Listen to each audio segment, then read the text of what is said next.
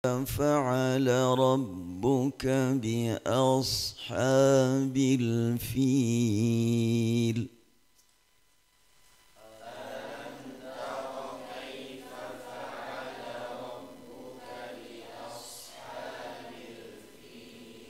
Itu semua qiraat kecuali riwayat Susi. Sekarang riwayat Susi. Alam tara kayf fa'al rabbuka bi ashabil fil.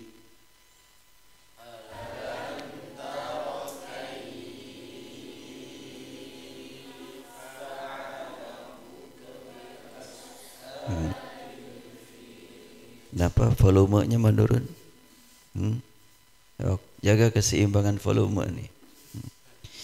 Alam tara kayf fa'al rabbuka bi ashabil fil.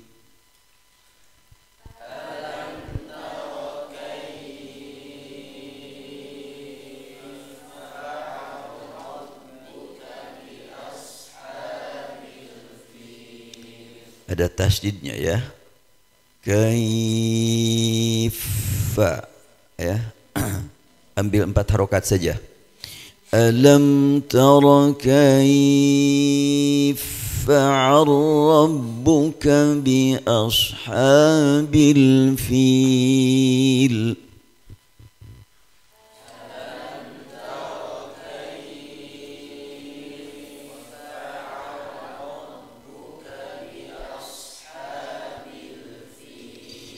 ألم يجعل كيدهم في تضليل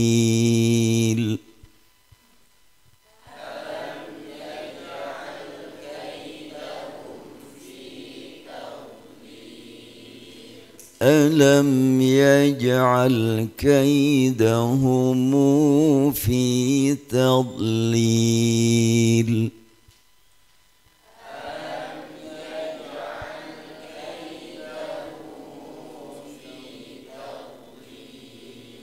Bacaan kedua riwayat Qalun dan qiraat Ibnu Katsir. Jadi kalau ada humu, kumu, tumu itu riwayat Qalun dalam satu wajah. Kalau Qalun itu bisa kaidahum, bisa kaidahumu. Kalau Ibnu Katsir selamanya setiap hum, tum, kum yang disebut dengan mim jamak dibaca dengan silah 2 harokat. Kalau untuk Qalun tidak selalu 2 harokat. Bila menghadapi hamzah qata bisa 2 harokat, bisa 4 harokat. Tapi kalau Ibnu Katsir selamanya 2 harokat. Wa arsala alaihim tayran ababil.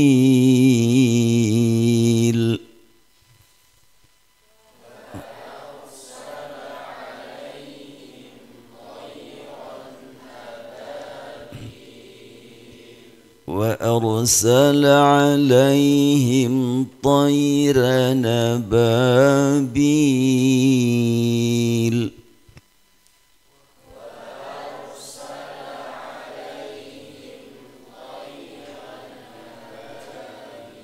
Yang kedua Tayra ya Tayran ababil itu riwayat Warash.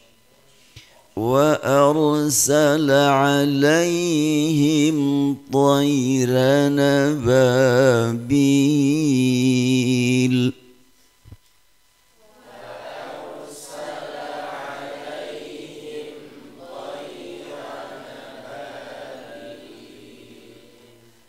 Jangan ragu Tayra وأرسل عليهم طيرا أبابيل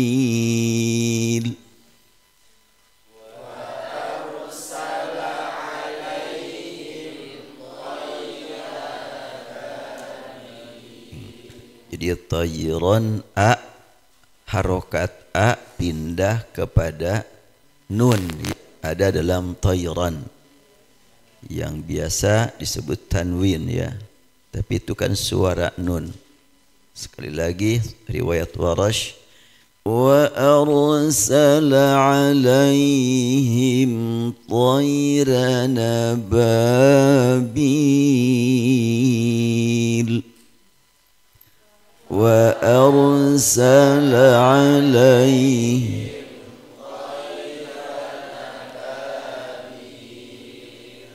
Sekarang wa arsala alaihim tayran ababil.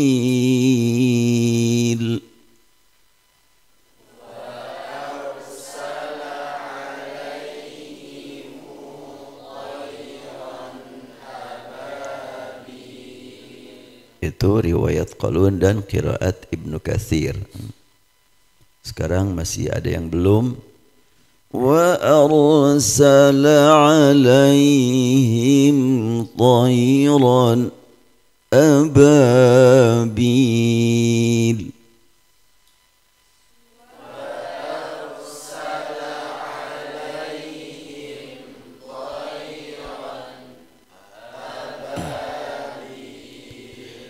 وأرسل عليهم طيرا أبابيل.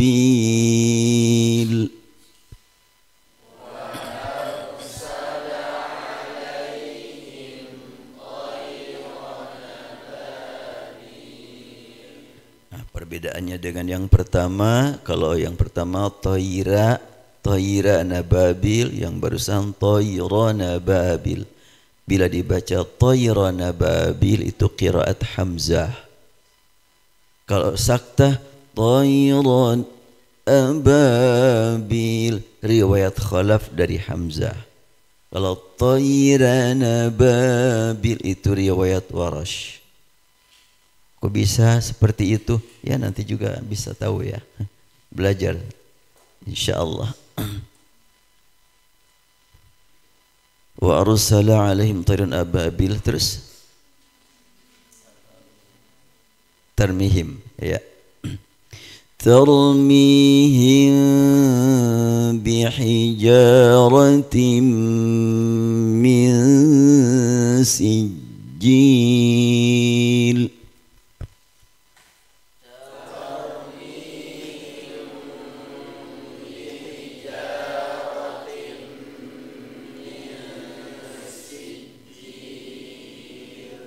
Ini ada mim sakinah menghadapi huruf ba.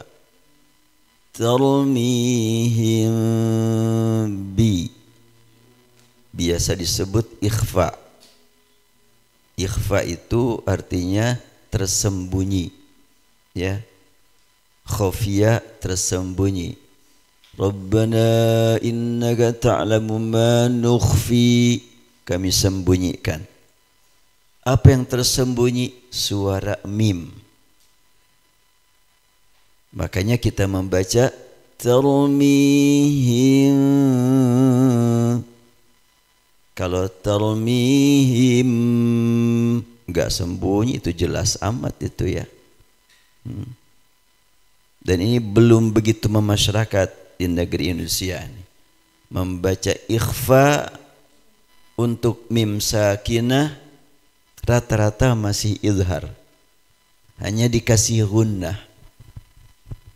Dan untuk membaca ikhfa syafawi dengan tertutup bibir itu bukan cuma di Indonesia, di luar juga banyak yang mempertahankan seperti itu.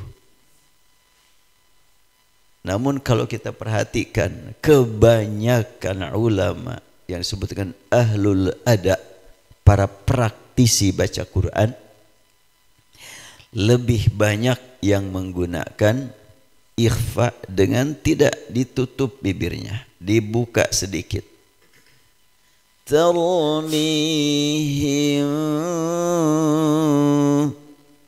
beda kedengarannya. Tarmihim, beda ya. Him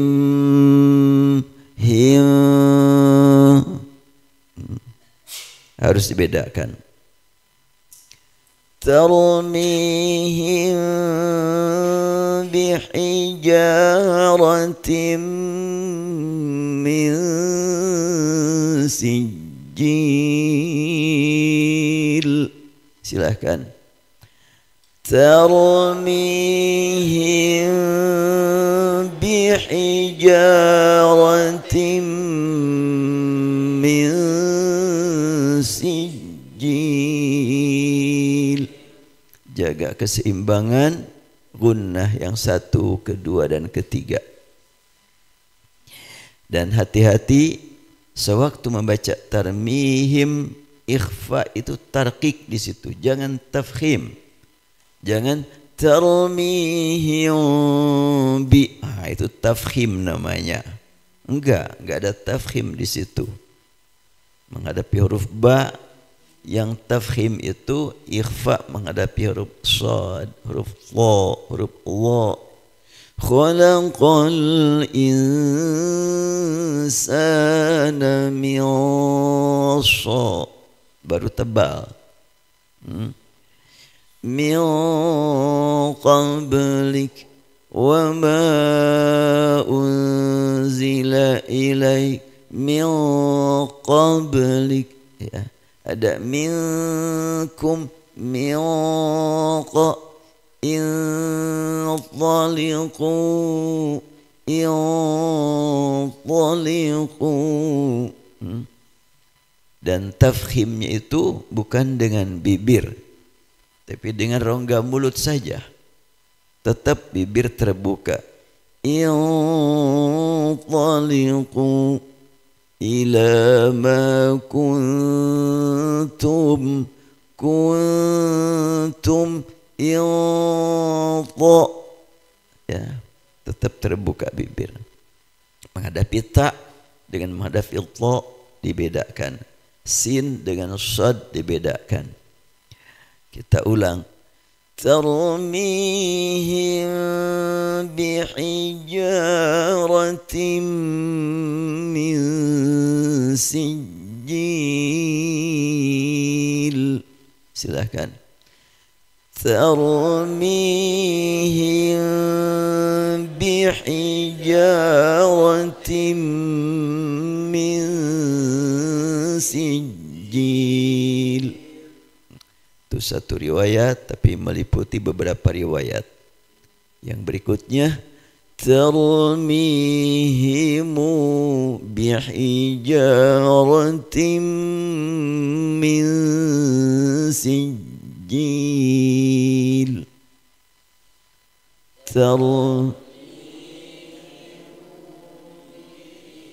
Kurang jelas. Tarmihimu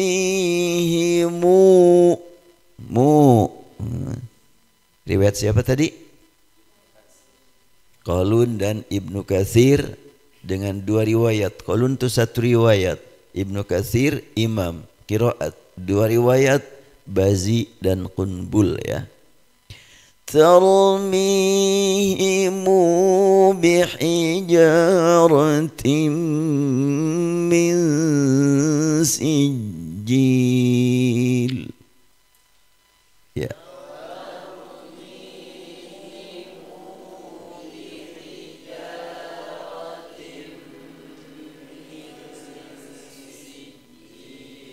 Ada yang masih kaku, ya.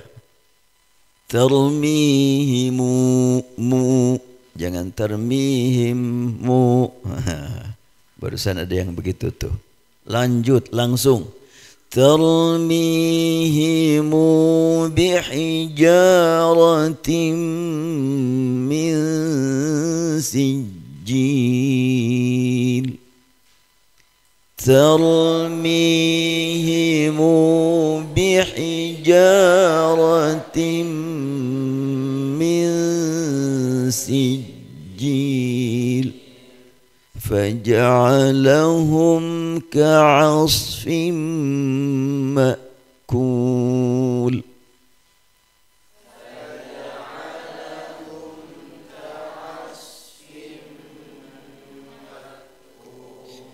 فجعلهم كعصف مأكول.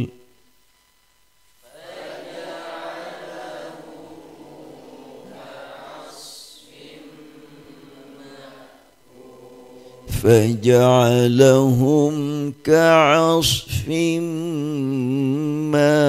مأكول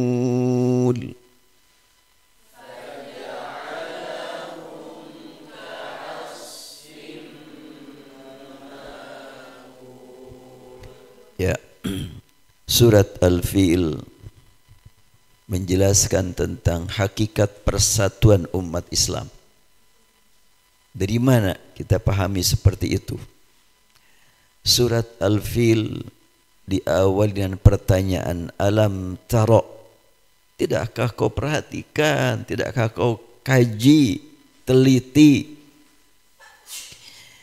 Kalimat tara biasa diartikan ra'a yara, melihat, dan dalam bahasa Arab kata melihat biasanya digunakan dengan terjemahan untuk ra'a tara, ra'a yara, nazara yanzuru, dan absara yubsiru. Ra'a yara, nazara yanzuru, dan absara yubsiru biasa diterjemahkan ke bahasa kita dengan melihat. Kita juga melihat ada beberapa tingkatan. Ada penglihatan dengan mata, penglihatan dengan pikiran, penglihatan dengan keyakinan. Macam-macam kan? Al-Quran membedakan melihat dengan mata, nazara yanzuru, afala yanzuruna ilal ibil kaifa khuliqat wa ilas sama kaifa rufi'at. Jelas kelihatan dengan mata. Walaupun yang terlihat sebenarnya sih bukan langit ya. Coba ada yang tahu warnanya langit apa? Di langit yang biru. Yang biru bukan warna langit itu. Karena jauh saja kelihatan biru. Nah, itu nadhara. Tapi kalau ilal jibal, lihat gunung, jelas kelihatan. Tapi kalau nadhara yanzuru, beda dengan ra'a yara. Alam tara kaifa fa'ala rabbuk. Pertanyaan ini pertama-tama diarahkan kepada Nabi Muhammad.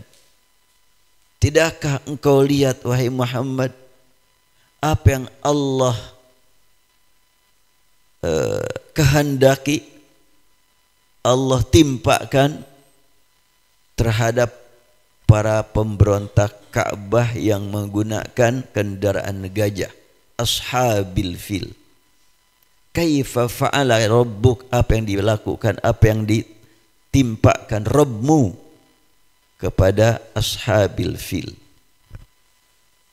Ini kalimatnya pakai Rabb. Ketika pasukan gajah mau menyerang Ka'bah dan Abdul Muttalib ya. Abdul Muttalib kehilangan 200 ekor unta diambil oleh pasukan gajah. Itu pancingan itu. Maka Abdul Muttalib langsung datang ke Raja Abrahah agar untanya dikembalikan. Ketika datang Abdul Muttalib dengan tampilan yang begitu mengagumkan, harismatik, kakeknya Rasulullah. Nyampe di sana dihargai, dihormati oleh Abrahah. Setelahnya bincang-bincang pakai penerjemah, karena Raja Abrahah tidak termasuk yang pandai bahasa Arab. Abdul Muttalib menyampaikan, kembalikan unta kami. Cuma itu yang engkau maksudkan datang ke sini? Bagaimana terkait Ka'bah yang senantiasa engkau agungkan, yang rencana kami akan kami hancurkan? Apakah kamu tidak menjaganya? Abdul Muttalib menjawab, ana rabbul ibil. Aku ini adalah pengurus unta. Adapun Ka'bah, innalil ka'bati rabban yahmiha. Ka'bah ada Rabbnya yang akan menjaga dia, yang pasti menjaganya. Luar biasa, yakin betul Abdul Muttalib kepada Allah menjaga Ka'bah. Maka akhirnya setelahnya komunikasi, ya udah kembaliin. Abrahah melanjutkan program untuk menghancurkan Ka'bah. Ceritanya panjang, pastilah antum semuanya sudah pernah mengkajinya, mendengarnya. Maka ternyata Allah Subhanahu wa taala menjadikan Ka'bah sebagai pemersatu umat tauhid sejak zaman Nabi Adam, Nabi Nuh, Nabi Ibrahim sampai kepada Nabi Muhammad. Dan peristiwa penyerbuan Ka'bah yang dilakukan pasukan gajah ini berlangsung 6 bulan sebelum Rasulullah lahir. Jadi ketika Rasulullah ditanya, alam tara, tidakkah kau lihat? Ya mungkin kalau penglihatan mata, jawaban Rasul bagaimana kira-kira? Tidakkah kau lihat? Enggak, emang enggak lihat. Tapi bukan itu yang maksud. Tidakkah kau perhatikan? Tidakkah kau kaji? Tidakkah kau lakukan penelitian? Alam tara kaifa fa'ala rabbuk bi ashabil fil. Ini berkaitan dengan pembinaan akidah, pembinaan hidup sosial, pembinaan politik. Luar biasa surat Al-Fil ini. Karena Abrahah itu ingin menghancurkan Ka'bah agar orang-orang yang suka berhaji ke pindah jalur, pindah arah, biar berpindah ke Yaman. Itu maksud Abrahah. Karena dia sudah membangun gereja yang sangat mewah. Kemewahannya dijelaskan oleh para ahli sejarah. Biayanya itu enggak kebayang lah oleh kita saat ini. Kalau di Depok ada Masjid Kubah Mas, enggak seberapa biayanya itu dibanding dengan ini. Ini lebih mewah lagi. Karena tujuannya adalah untuk supaya mengalihkan para pengunjung Baitullah agar pindah ke sana. Tapi ternyata enggak berhasil. Makanya marah itu Raja Abrahah. Harus dihancurkan Ka'bah ini. Berarti untuk kepentingan politik dan ekonomi itu. Bukan urusan akidah. Maka dia lihat ini Ka'bah ini cuma bangunan sederhana. Kok bisa dikunjungi orang banyak? Ngapain sih gitu? Harus dialihkan. Allah Subhanahu wa taala menjadikan Ka'bah sebagai pemersatu umat. Wa idz ja'alna al-baita mathabatan lin-nasi wa amna wattakhidhu min maqam Ibrahim musalla. Ingat ketika kami jadikan bait ini sebagai tempat pertemuan manusia sebelum dikhususkan untuk umat Nabi Muhammad, sudah biasa dijadikan sebagai perkumpulan manusia yang datang di berbagai penjuru Jazirah Arabia. Datang ke sana. Kemana nih? Pada ngumpet di situ. Oh iya. Dikira pada nggak ada. Ya. Jadi Allah Subhanahu wa taala menegaskan, alam tara kaifa fa'ala rabbuk bi ashabil fil. Ashab. Kenapa disebut ashabil fil? Apa arti ashab? Sahabat. Ada keakraban. Artinya komunikasi antara para pengguna gajah dengan gajah itu sudah begitu intim, sudah begitu akrab. Jadi tidak aneh kalau sekarang kita temukan ada orang yang begitu akrab dengan binatang piaraannya. Dari dulu sudah ada itu. Sampai Al-Quran menyebutkannya ashab, bersahabat. Gajah ngerti kepada manusia dan manusia ngerti keinginan gajah. Saling pengertian. Itu ashab. Dalam Al-Quran kata ashab ada ashabul fil, ada ashabul jannah, ada ashabun nar. Nanti insya Allah kita gali itu. Yang jelas kalimat ashab memberikan makna ada kedekatan, ada interaksi yang sangat akrab, yang sangat intim. Ashabil fil. Dan disebutkan jumlahnya itu nyampe 7.000 itu. 7.000 gajah yang terlatih. Bukan sembarang orang itu. Abrahah punya pasukan dan dibekali kendaraan gajah 7.000 ekor. Pernah lihat gajah 7.000? Paling lihat cuma 1-2 di kebun binatang. Ini 7.000. Allahu Akbar. Dan gajah datang dari sebelah selatan Jazirah Arabia. Itu bukan sembarang gajah itu. Sebab Jazirah Arabia bukan tempat gajah. Gajah itu di Afrika itu. Jazirah Arabia adalah Asia. Dari Afrika nyebrang ke Asia. Lewat laut merah. Istilah sekarang namanya Laut Merah. Kalau nanti kita jalan-jalan ke Jeddahnya. Ya. Mau jalan-jalan ke Jeddah? Jangan ke Jeddah, lewat aja Jeddah mah. Tujuannya Mekah ya. Insya Allah. Allah Maha Kuasa, Allah Maha Kaya. Saya juga dulu waktu kecil, ya nggak kebayang bisa nyampe ke Mekah, nggak kebayang sama sekali. Waktu usia SD, ada orang yang mau berangkat haji, langsung diiringi oleh sekian banyak orang. Hati itu berkata, kayak apa ya Mekah? Kayak apa ya Madinah? Waktu itu kan belum ada sosmed ya.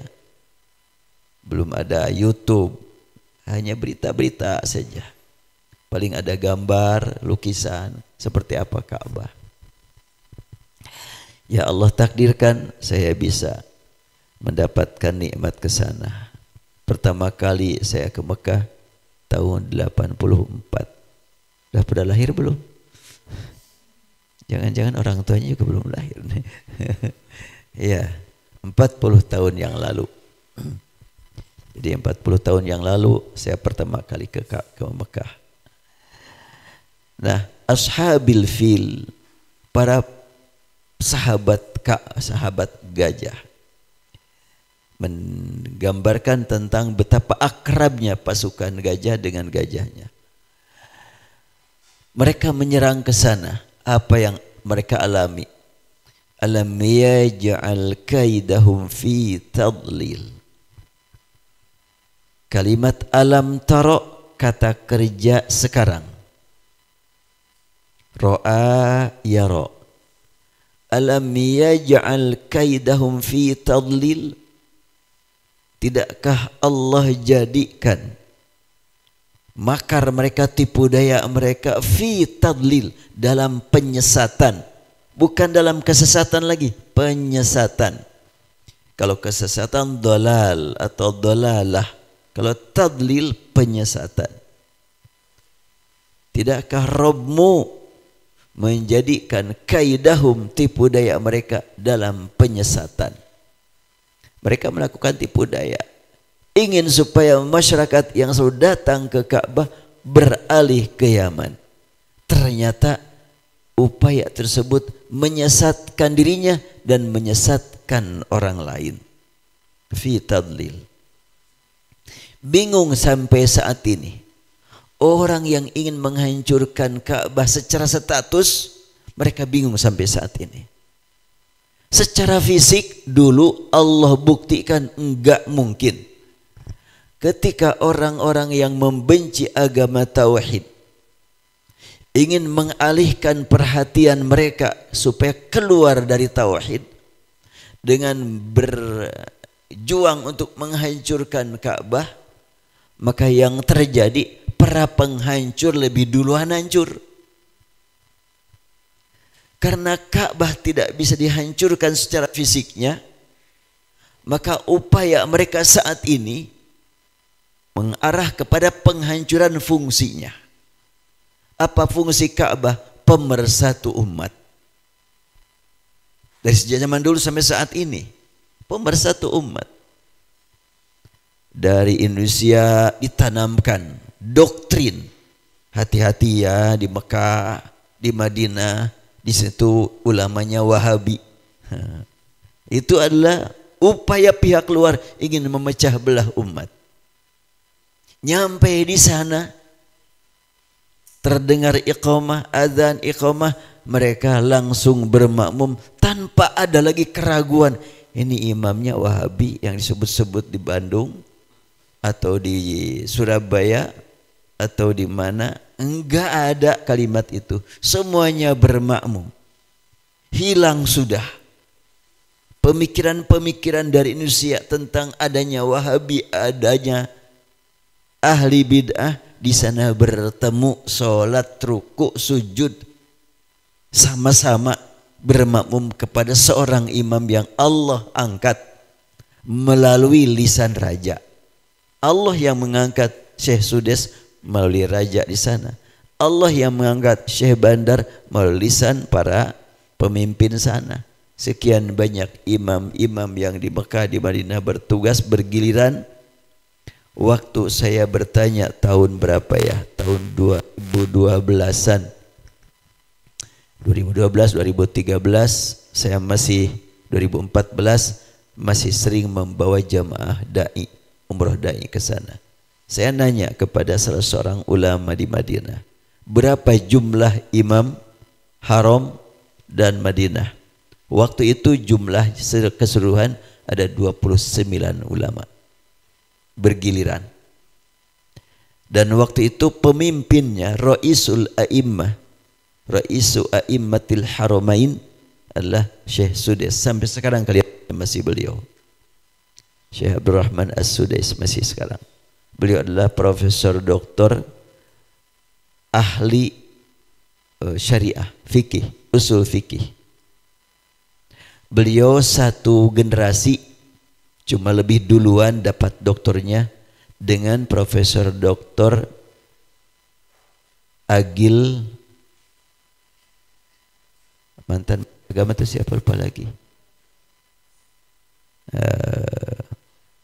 Dulu kan ada mantan Menteri Agama Agil Hussein, Agil lupa lagi itu. Ya, saya waktu itu tahun 84 ngobrol dengan Dr. Agil itu.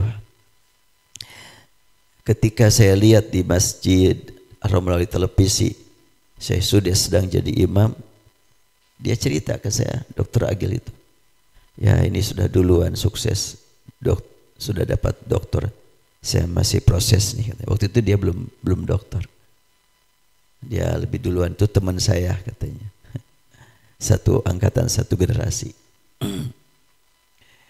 Nah, sampai saat ini Syekh Sudes masih menjadi pemimpin.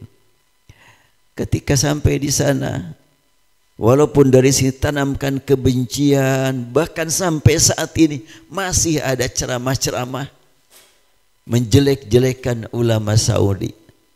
Sampai di sana tenggelam itu pemikiran itu, enggak punya arti. Karena Ka'bah Allah jadikan sebagai tempat pemersatu umat. Alhamdulillah, enggak ada punya arti ditanamkan kebencian terhadap para ulama di sana. Karena Al-Quran sudah menjamin alam yaj'al kaidahum fi tadlil. Yang ingin menanamkan kebencian pusing sendiri. Itulah tadlil. Buat kita tentunya kita lihat realita. Dan dari waktu ke waktu Ka'bah itu adalah sebagai bukti hakikat kerasulan para nabi.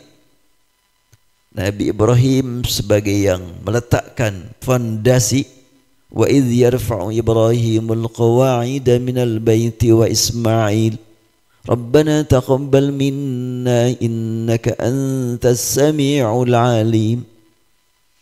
Nabi Ibrahim yang meletakkan fondasi Ka'bah hingga saat ini, fondasi yang dipasang yang diletakkan Nabi Ibrahim enggak berubah. Menurut keterangan yang ada di sana, batu yang dipasang di bawah Ka'bah itu batu tercanggih, terhebat di dunia. Batu granit yang tidak mengalami kerusakan, ditanam sekian lama. Di mana ada batu granit yang lainnya yang tidak sekualitas batu granit yang di bawah Ka'bah, ada di Amerika. Di Amerika konon kabarnya ada gunung batu yang batunya batu berkualitas tinggi. Gunung tersebut dibikin komplek perumahan. Oh, kebayang. Hah? Gunung tinggi sekarang menjadi komplek perumahan, dibobok gitu ya. Dengan alat canggih. Dan ke dalam perumahan di bawah gunung itu masuk pintu lebarnya 6 meter bisa masuk, tingginya 3 meter, pintunya berapa? Pintunya 34 ton beratnya. Dibuat dari besi. Buat apa itu? Kalau mukanya bagaimana? Ya dengan teknologi, pintu yang beratnya 34 ton bisa bergeser, dipijit dibicit alatnya. Buat apa itu sampai bikin perumahan di bawah gunung batu granit, dan di dalam perumahan tersebut sudah lengkap, ada supermarket, ada tempat tenis meja, ada badminton, ada udah lengkap. Buat apa mereka bikin perumahan seperti itu? Biar kalau sekiranya umat Islam menyerbu mereka akan masuk ke gunung itu. Malaikat pun tidak akan masuk menurut pemikiran mereka.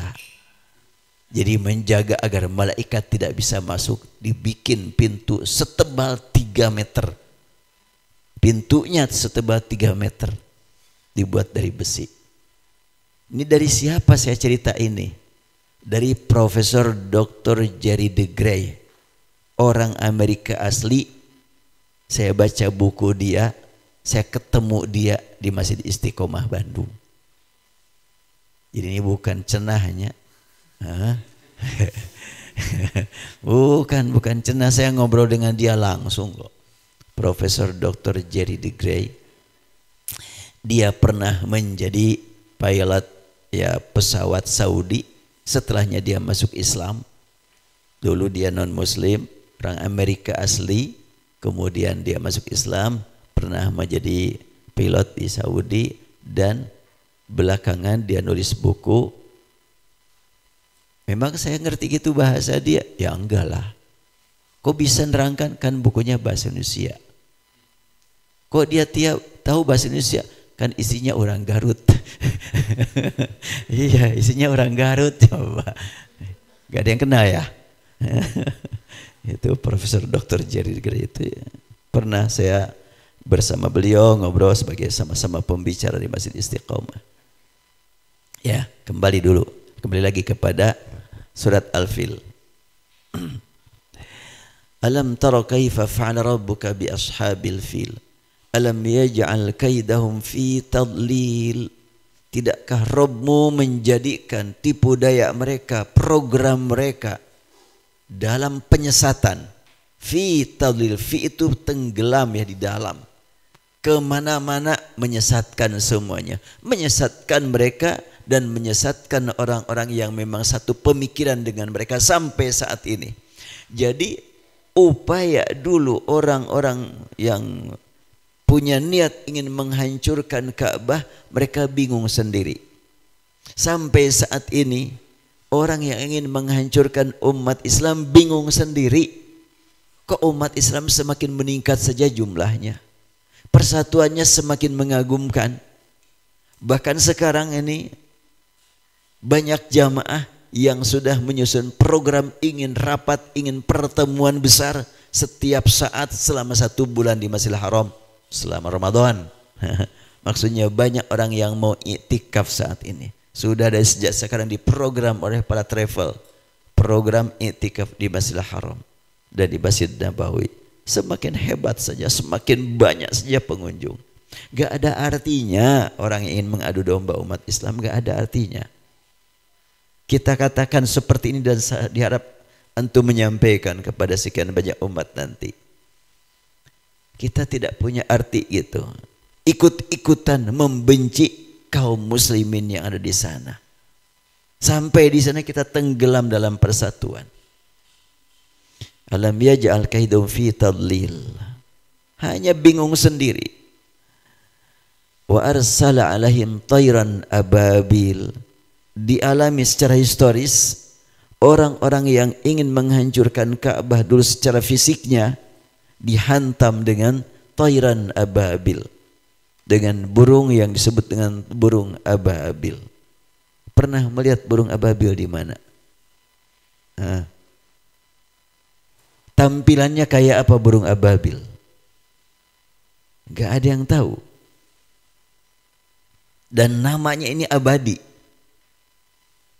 Tapi tampilannya, fisiknya seperti apa? Tayran ababil. Dan kalimat tayran, kenapa tidak tuyur? Bukankah banyak waktu itu, tapi tayran.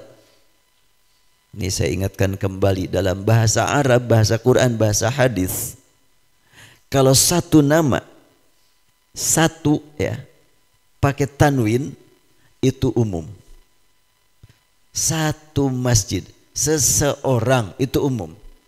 Enggak kayak apa, enggak jelas. Soalnya tayran, artinya di situ burung itu tidak terbayangkan fisiknya.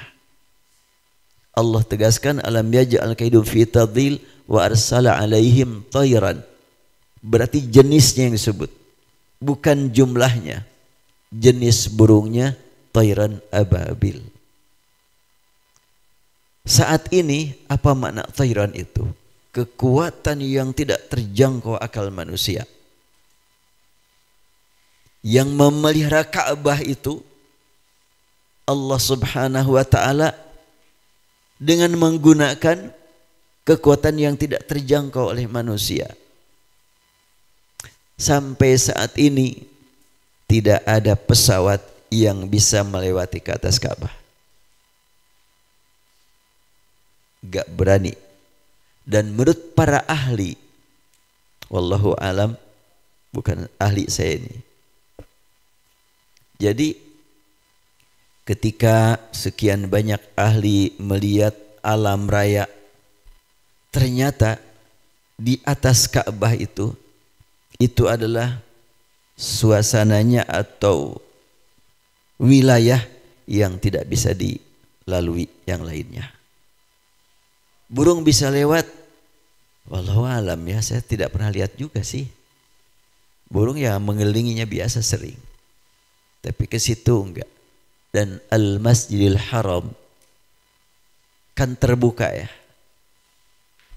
Tidak ada atap di tengah-tengah Ka'bah. Di sekeliling Ka'bah lebih luas lagi saat ini. Saya tidak pernah menemukan kotoran burung di Masjidil Haram. Padahal di luar Masjidil Haram burung banyak. Dan di sana itu betul-betul dijaga. Burung dara, burung merpati. Ada darah di sini ya. ya, burung merpati di sana itu sebetulnya tidak pernah ngotori Masjidil Haram. Wallahu alam, itu hakikat, itu realita itu. Enggak perlu dicari alasannya, itu realita. Enggak pernah terdengar orang yang salat di Masjidil Haram yang begitu banyak itu terkena kotoran burung. Padahal di atasnya banyak burung berterbangan, tapi enggak pernah mengotori mereka. Wilayahnya saja dijaga oleh Allah. Alam yaj'al kaidahum fi tadlil wa arsala alaihim tayran ababil. Di sana banyak burung, tapi burung ababil enggak pernah ada kelihatan. Berarti ini menunjukkan bukti bahwa surat Al-Fil bukan cuma untuk dikenang sebagai kisah, tapi apa hidayah yang patut kita jadikan pegangan untuk kehidupan masa mendatang dengan mengkaji surat Al-Fil ini. Semua surat, semua ayat, semua kalimat dalam Al-Quran hudan, petunjuk. Maka surat Al-Fil ketika kita baca, hidayah apa dari surat Al-Fil itu? Harus kita perhatikan. Wa arsala alaihim tayran ababil. Nah, kalimat alam yaj'al kata kerja sekarang. Taro kata kerja sekarang. Alam taro kaifa fa'ala. Nah, fa'ala itu kata kerja lampau. Kenapa tidak alam taro kaifa yaf'alu? Ya. Atau ara'aita kaifa fa'ala? Padahal di dalam surat Al-Fil, dalam surat Al-Maun ara'aita, tapi di sini alam taro. Artinya Allah memperlakukan pasukan gajah satu kali fa'ala. Tapi alam taro, ilmu yang harus kita ambil sampai saat ini. Itu alam taro. Jadi kita saat ini juga termasuk yang ditanya alam taro kaifa fa'ala. Tidakkah kau perhatikan bagaimana Allah dulu memperlakukan pasukan gajah? Nah, dengan itu kita baca lagi sekarang. Ya, ya, ikuti semuanya. Alam tara kaifa fa'ala rabbuka bi ashabil fil. Silakan. Alam tara kaifa fa'ala rabbuka bi ashabil fil. Alam tara kaifa fa'ala rabbuka bi ashabil fil.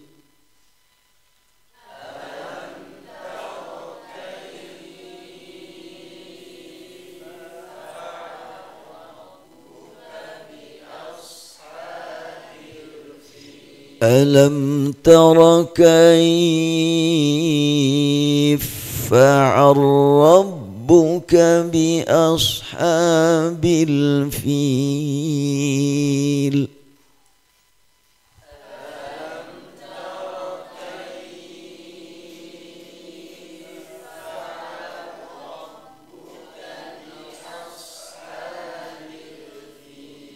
ألم يجعل كيدهم في تضليل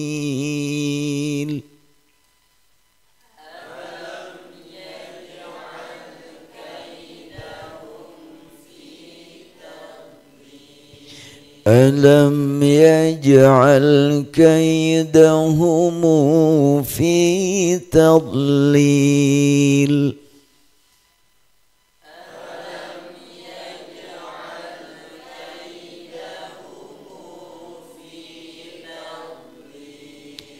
وأرسل عليهم طيرا أبابيل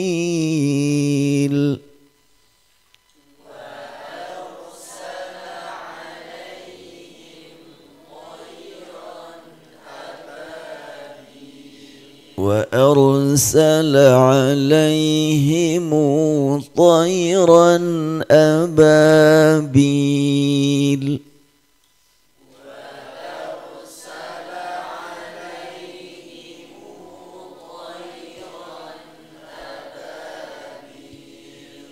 وأرسل عليهم طيرا أبابيل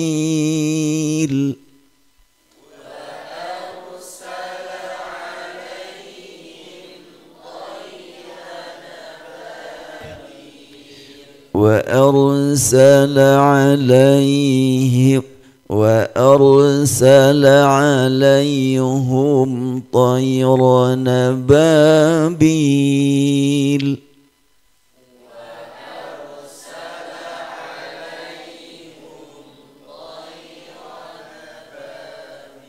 قراءة حمزة وأرسل عليهم طيرا أبابيل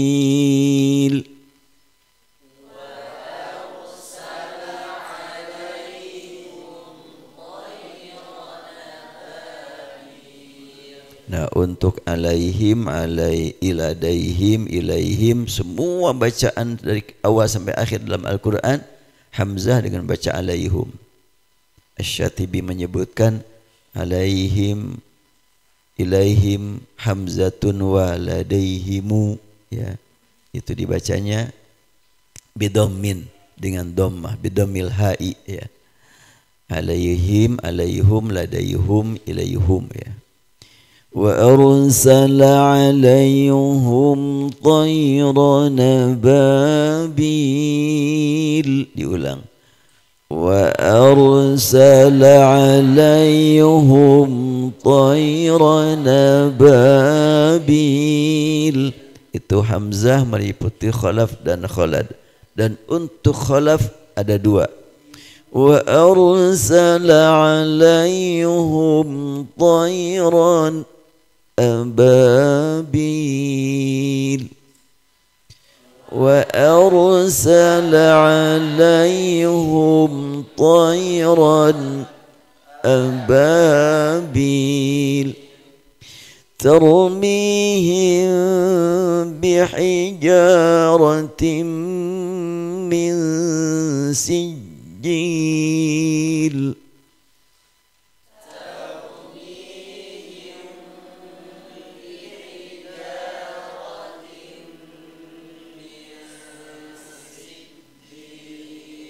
Diingatkan kembali, jangan ditebalkan himnya. Tarmihim, jangan hiu, jangan, ya. Tarmihim, tipis, hi-nya tipis, bi-nya juga tipis.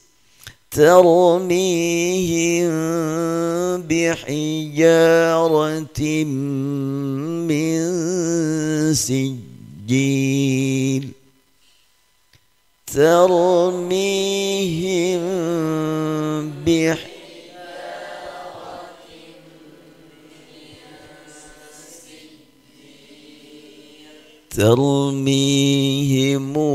بحجارة من سجيل.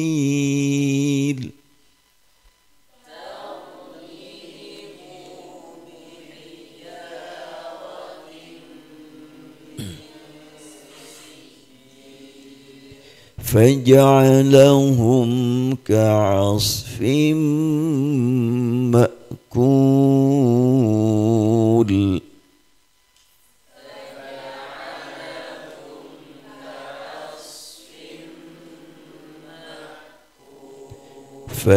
فجعلهم كعصف مأكول.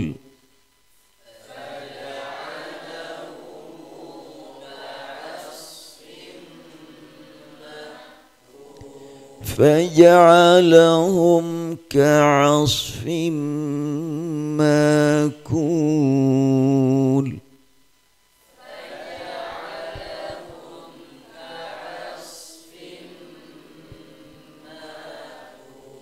Nah, yang terakhir itu riwayat Waras dan qiraat Hamzah.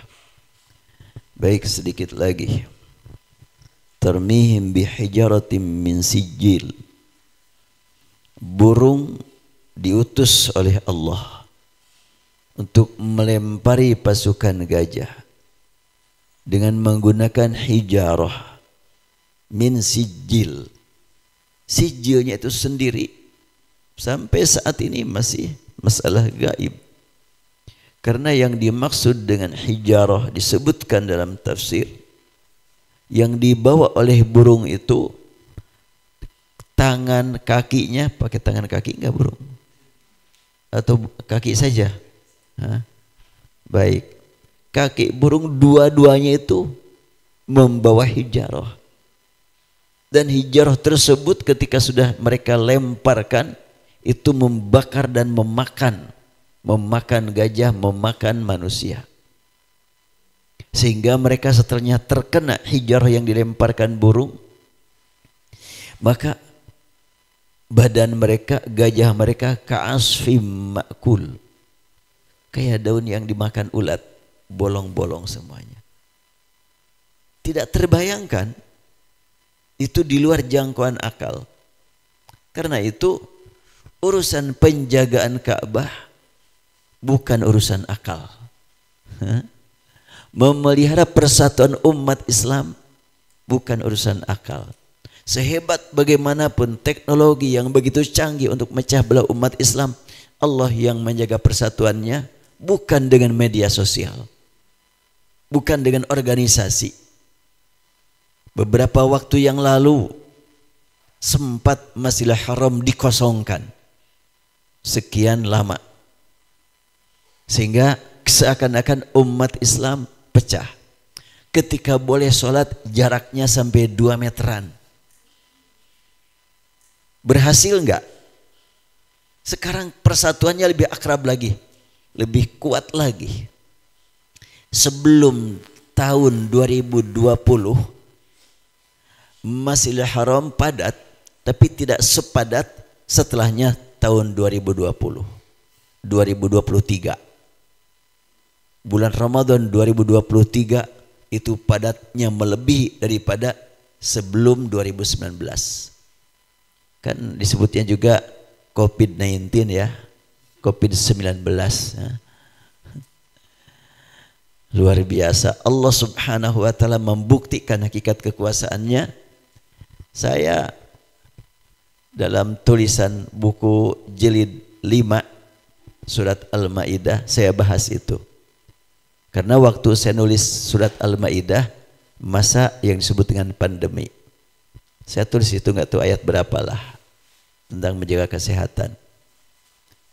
Banyak umat Islam antara tahun sekian sampai tahun sekian lebih percaya kepada fikih WHO daripada fikih ulama yang mazhab 4. Iya.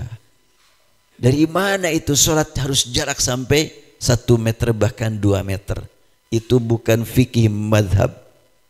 Mau Wahabi, mau Aswaja nggak ada itu. Itu semuanya fikih WHO semuanya. Lebih berkuasa. Dan ternyata nggak ada artinya itu. Saya kemarin pengajian pagi ya, diliburkan di sini. Karena saya ngisi pengajian di Bio Farma kemarin. Bio Farma itu yang memproduksi obat-obatan dan itu sudah tingkat internasional. Saya tanya yang karyawan Bio Farma, menurut pandangan Bapak bagaimana sebetulnya pandemi itu? Kan kalau virus mah tetap ada dari dulu juga. Tapi betulkah seperti yang diberitakan COVID-19 itu atau ada tambahan apa yang lain-lainnya? Dia juga ketawa dia. Ya begitulah Ustadz katanya. Ini saya ya, ini rahasianya, tong cekcok bejaan baturnya. Rahasia. Saya waktu haji tahun 2022, kan ketika ke puskesmas harus bawa bukti sudah vaksin minimal 2. Saya nggak divaksin. Kok bisa? Kan bisa diatur itu. Yang penting bayar. Iya, saya bilang ke Umi, Mi, kalau bisa kita beli vaksin aja deh. Beli, ada buktinya pembelian, tapi jangan divaksin.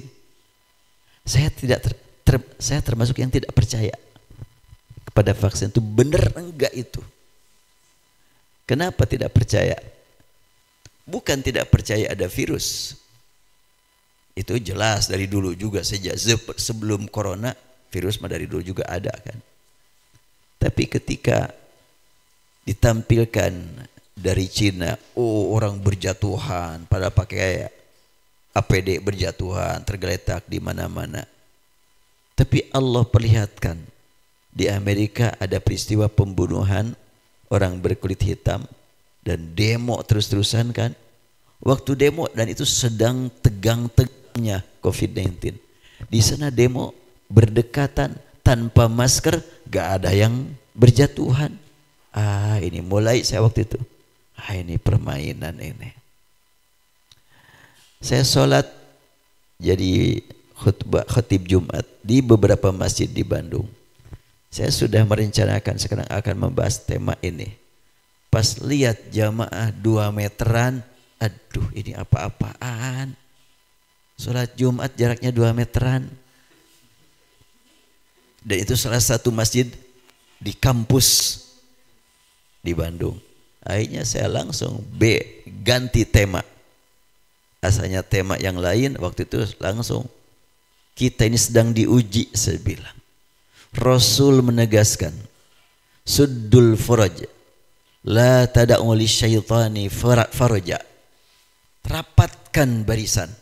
Jangan kalian berikan kesempatan untuk setan masuk. Sekarang dipersilakan setan lebih banyak daripada manusia. Dalam jarak 2 meter, satu orang manusia, setannya itu memenuhi itu. Kemudian Rasul menegaskan, idza taqal muslimani fayatasafahan wufira ma bainahu, lupa lagi hadisnya, hatta tafarraqa. Apabila 2 orang bertemu kemudian berjabatan tangan, maka itu akan menghapuskan dosa. Sekarang enggak boleh jabatan tangan. Bahkan kalaupun mau bersentuhan, dikepalkan tangannya.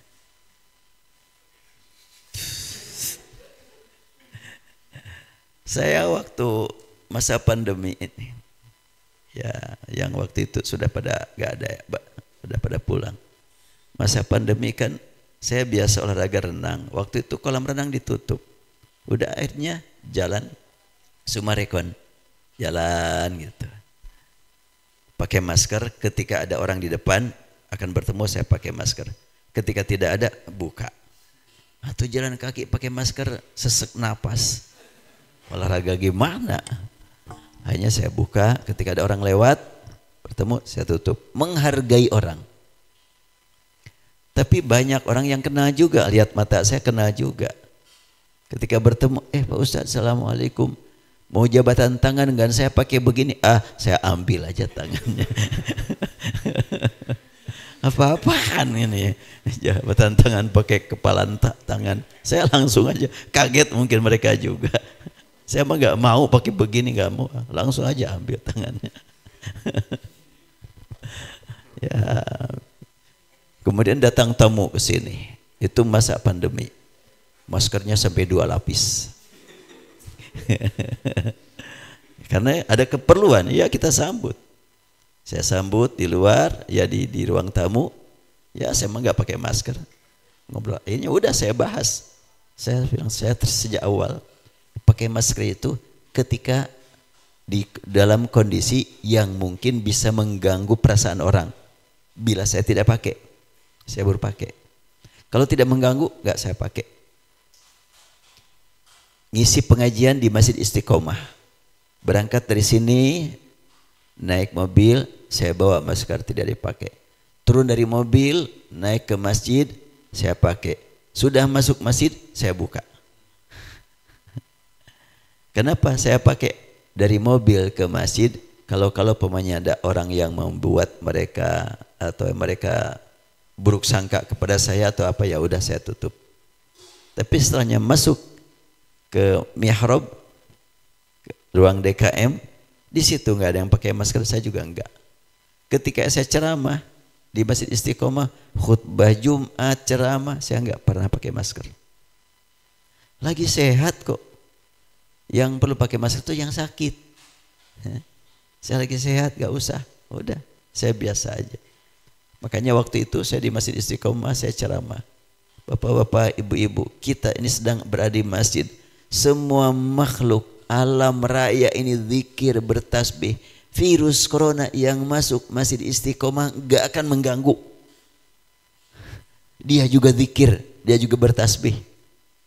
Ucapan saya waktu itu viral kan. 2 hari sampai 85.000 yang menayangkan, yang nonton. Karena saya bilang ya, virus di masjid tidak akan mengganggu, virus corona. Itu ternyata orang kaget gitu. Ya udah, ya alhamdulillah. Sampai saya lewat masa pandemi gak sempat divaksin dengan vaksin apa namanya itu sampai 3 macam 4 macam. Enggak. Ya alhamdulillah, Allah berikan nikmat sehat. Allah yang memberikan kesehatan. Nah, kemarin saya tanya pihak orang Bio Farma sedang di perjalanan. Saya dengar-dengar banyak orang yang divaksin itu tubuhnya menjadi lemah. Betul itu? Ya, katanya. Ketika kondisi fisik tidak mampu, tidak sanggup menerima vaksin tersebut, maka kekuatan kekebalan lamanya itu hancur. Sehingga rawan kena penyakit berikutnya itu. Ya Allah. Ya semoga Allah berikan keselamatan kepada umat yang memang kepaksa ya. Bukan mau tapi terpaksa. Dan Masjidil Haram dikosongkan sejak 7 Maret 7 Maret 2020 itu masih ingat lockdown, dan di sana lockdownnya beneran ya, sehingga disiapkan makanan, minuman, keperluan sehari-hari oleh pemerintah. Bahkan supermarket harganya diturunkan 50%.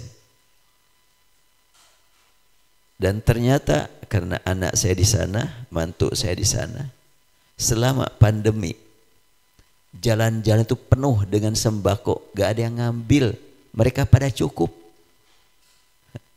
Di kita kekurangan kan.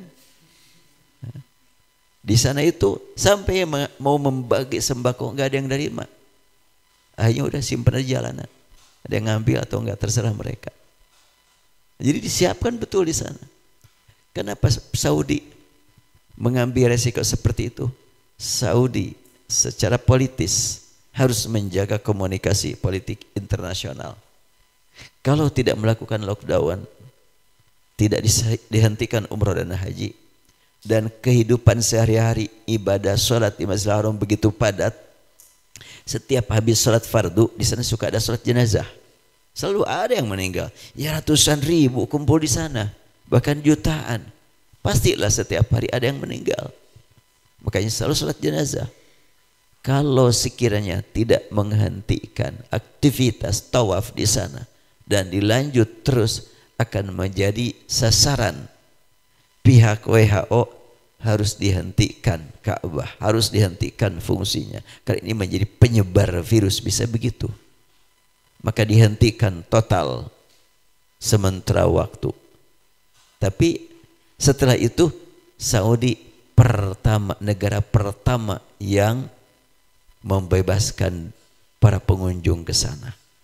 Bulan Sya'ban sudah mulai dari sini berangkat umroh ke sana.